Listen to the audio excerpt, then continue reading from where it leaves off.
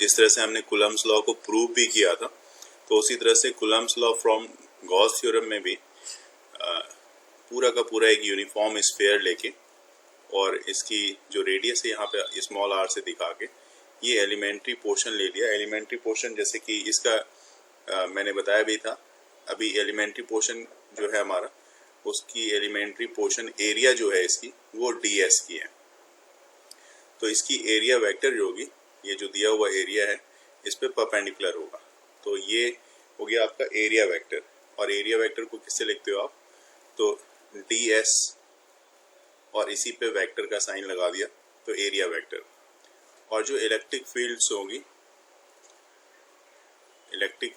वो electric field lines जो होगी जो इस सरफेस के परपेंडिकुलर आती है वो भी आपको इसी के साथ दिखाना है। तो ये देखो इलेक्ट्रिक फील्ड लाइंस जो सरफेस के परपेंडिकुलर है वो भी इससे मैंने दिखाया है कि इसी डायरेक्शन में इलेक्ट्रिक फील्ड लाइंस है।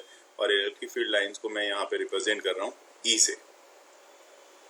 तो देख के यहाँ पे साफ पता लग रहा है कि इलेक्ट्रिक फील्ड और ds दोनों सेम डायरेक्शन में, ठीक है। और ये जो है आपका ये स्फेरिकल गॉसियन सरफेस है, क्लियर है। अब यहाँ पे हमेशा की तरह आप यहाँ पे क्या करो कि जैसे आप दिखाते हो फ्लक्स दिखाते हो, छोटा सा फ्लक्स जो इस ds पोर्शन से आपको दिख रहा है तो वो d फाई है, d फाई e से लिख सकते हो इसको। तो d phi e is equal to जो इलेक्ट्रिक फ्लक्स है इसको आप क्या लिखोगे, कैसे रिप्रेजेंट करोगे, तो E डॉट ds से आपने रिप्रेजेंट कर दिया। अभी दोनों को वेक्टर फॉर्म में दिखा रहा हूँ और दोनों आपको पता है कि दोनों सेम डायरेक्शन में है, जैसा कि इस डायग्राम में दिख रहा है कि दोनों सेम डायरेक्शन में है। तो दोनों के बीच की एंगल कितनी होगी, 0 डिग्री की। तो इसको आप लिखोगे this one is equal to E ds cos 0 degree.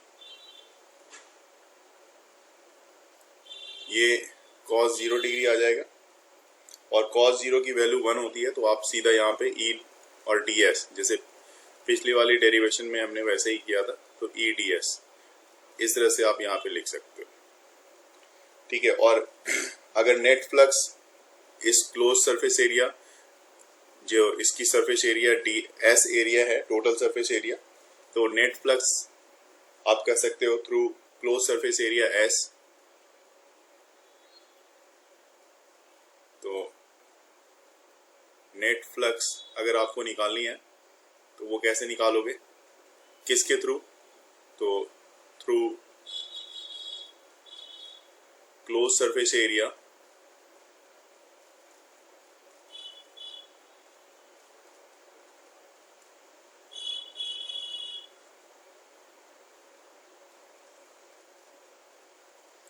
s।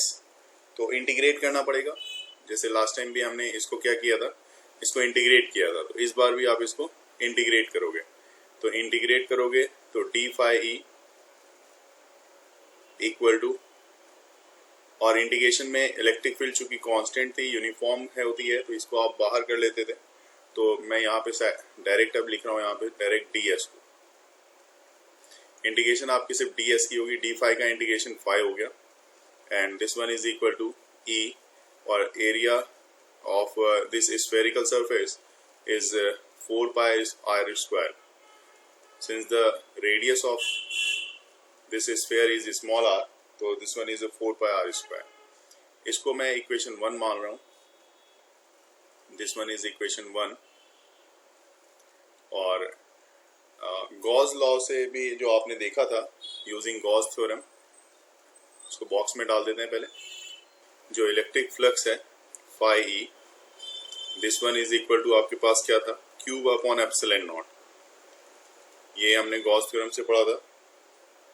और दोनों को यहाँ पे इक्वेट कर लो आप, ठीक है। ये एप्सिलॉन नॉट है, दोनों के इक्वेट कर लो, मतलब इक्वेशन 1 को, और यहाँ पे इसको मैं इक्वेशन 2 में ले लेता हूँ।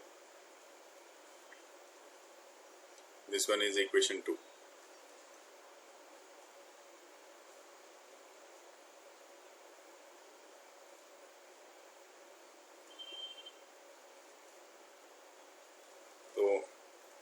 फ्रॉम 1 and 2 अगर आप देखो यहाँ पे क्या लिखोगे, पहले इसको ले लो आप E इंटू 4πr², ये वाला इक्वेशन जो इक्वेशन 1 से आप देख रहे हो, this one is equal to Q upon epsilon naught. और यहाँ से जो इलेक्ट्रिक फील्ड आपको देखने को मिल रही है E इक्वल टू, ये आ रहा है 1/4π नॉट। पूरी तरह से जब आप अरेंज करोगे तो 1/4π नॉट Q/r²। और आपको अच्छे से पता है कि जो इलेक्ट्रिक फील्ड होती है, ठीक है ना, पॉइंट चार्ज के लिए अगर इसको प्लेस्ड की जाए on the surface of S, है ना, तो आप लिख सकते हो कि the force on the point charge Q0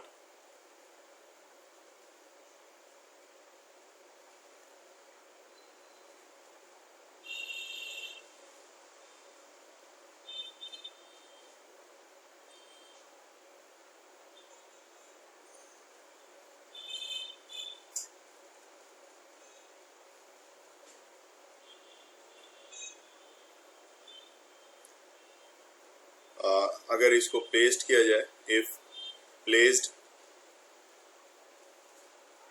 on surface S,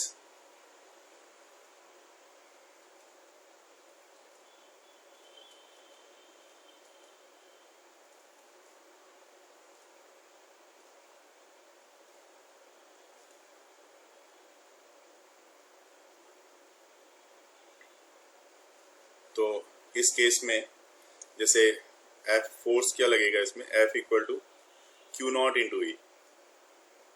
और Q0 तो आपको Q0 लिखना है, E की वैल्यू ये होगी। तो ऐसे केस में जो आपके पास फार्मूला आ जाएगा, देखो ये फार्मूला आपको बिल्कुल वैसा ही लगेगा जैसा गॉस में आपने मतलब जो कूलम्स लॉ में आपने स्टडी किया था, एक चार्ज Q और दूसरा चार्ज यहाँ पे Q0 लेके अपॉन में डिस्टेंस स्क्वायर। तो this prove the Coulomb's law, ये आपके लिए कूलम्स लॉ का यही प्रूफ है। और आपने कहाँ से प्रूफ किया, तो इस बार आपने कूलम्स लॉ को प्रूफ किया गॉस थ्योरम से, क्योंकि स्टार्टिंग जो हमने की थी इसके लिए गॉस थ्योरम को हमने लेके स्टार्ट किया था, और गॉस थ्योरम से हमने कूलम्स लॉ को प्रूव करके दिखा दिया। पेपर में भी आता है क्वेश्चन, ही ऐसा आता है कि deduce Coulomb's law from the Gauss theorem. Direct इस तरह के क्वेश्चंस पेपर में आते हैं। देखो जैसे क्वेश्चन के हिसाब से दिया हुआ है 2 electric charges Q and 4Q, तो Q और 4Q आपने ले लिया, placed at a distance 6a, दोनों के बीच की जो डिस्टेंस है 6a, हॉरिजॉन्टल प्लेन में एक डिस्टेंस है 6a। Find the locus at a point on the line joining the two charges where the electric field is 0। तो we have consider that distance x, I am taking that distance x from Q, small q. This one is small q. Distance is x from small q. And where you can say that the sir तुमसे आएगा sir.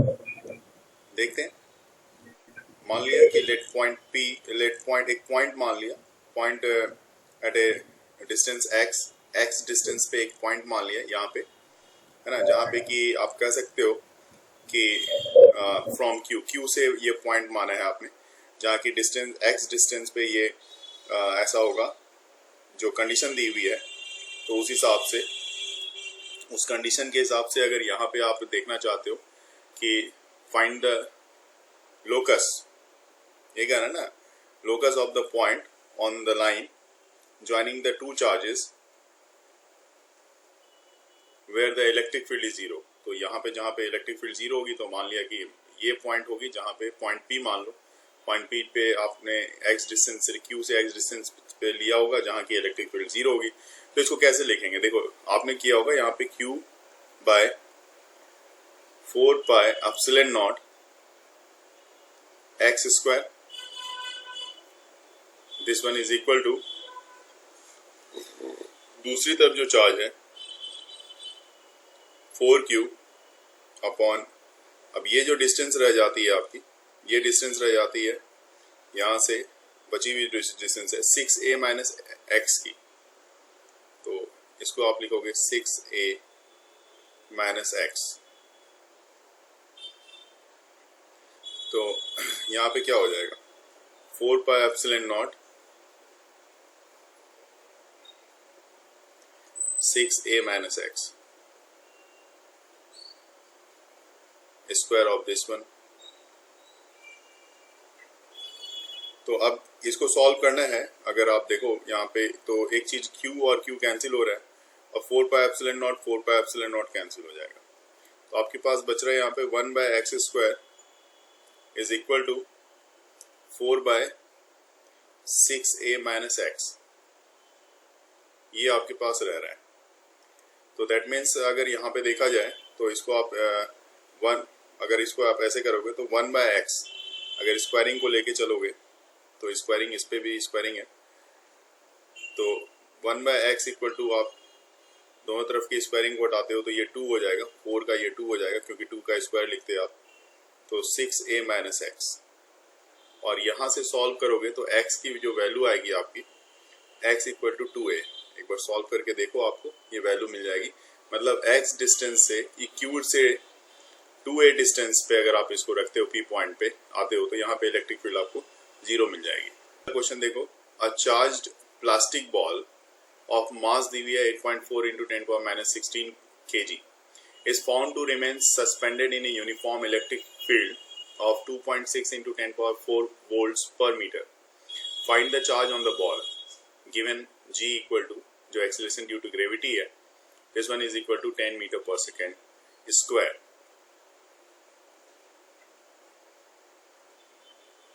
तो इस question में क्या है कि an infinite number of charges h equal to 4 microcoulomb are placed along x-axis, और x-axis में x equal to एक 1 मीटर पे है, दूसरा 2 मीटर पे है, तीसरा चार्ज 4 मीटर पे है। इस तरह से सारी चार्जेस रखी हुई हैं। Find the electric field at the origin due to given set of charges।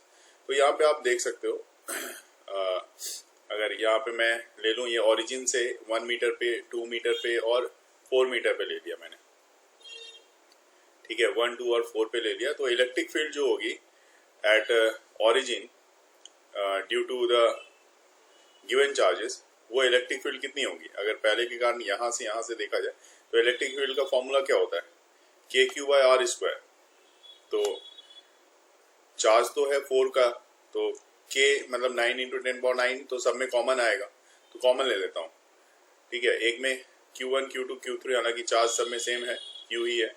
और चार्ज कितने का है? तो क्वेश्चन में देखोगे तो चार्ज दिखा हुआ है 4 माइक्रोकूलम का है, 4 into 10 power minus 6। आप यहाँ पे लिख दो 4 into 10 power minus 6 upon distance.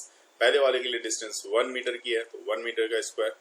उसी तरह से दूसरे के भी charge 4 into 10 power minus 6, distance 2 का है, 2 का स्क्वायर। तीसरे के लिए 4 into 10 power minus 6 और डिस्टेंस 4 का square, and so on. Bracket close कर लेते हैं।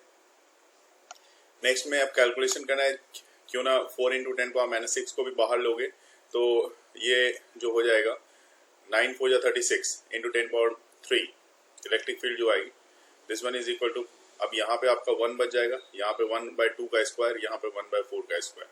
तो इस तरह से आपने यहाँ पे इसको अरेंज कर दिया, एंड सो ऑन। तो अब सम ऑफ इनफाइनाइट टर्म्स के लिए जो जीपी होता है, ज्योमेट्रिक प्रोग्रेशन होता है, उसके लिए फॉर्मूला होता है ना। तो ज्योमेट्रिकल सीरीज में सम ऑफ इनफाइनाइट टर्म्स के लिए a/1 माइनस r का होता है। तो जहाँ a आपका फर्स्ट टर्म होता है और r जो होती है कॉमन रेशियो होती है, तो फर्स्ट टर्म हमारा जो है 1 है, यहाँ पे देख सकते हो आप। और कॉमन रेशियो का जहाँ तक सवाल है, this one is equal to, अगर दोनों के बीच का कॉमन रेशियो देखा जाए तो ये 1/4 का मिलेगा। तो कॉमन रेशियो 1/4 की है, लिख दिया आपने यहाँ पे 1/4। तो इलेक्ट्रिक फील्ड अब आपके लिए देखो, यहाँ पे ऊपर में A जो है इलेक्ट्रिक फील्ड, अब आप यहाँ पे देख सकते हो कितना आपके पास आने वाला है, 36 into ये 36 into 10 power 3, तो ये आपने लिख दिया। अब ये बाकी ज्योमेट्रिकल सीरीज का जो टर्म था, A मतलब 1/1 minus R मतलब 1 minus 4, तो ये एलसीएम लोगे तो 4 minus 1/3 मतलब 3/4, और इसको उल्टा कर देंगे तो यहाँ पे 4/3 हो जाएगा। तो ये 3 4 जा 12 टाइम्स में 36 कैंसिल हो रहा है, तो 12 4 जा 48। तो यहाँ से आपके पास 48 इंटू 10 पावर 3 की वैल्यू आएगी, इतने न्यूटन का फोर्स इस पे लगेगा।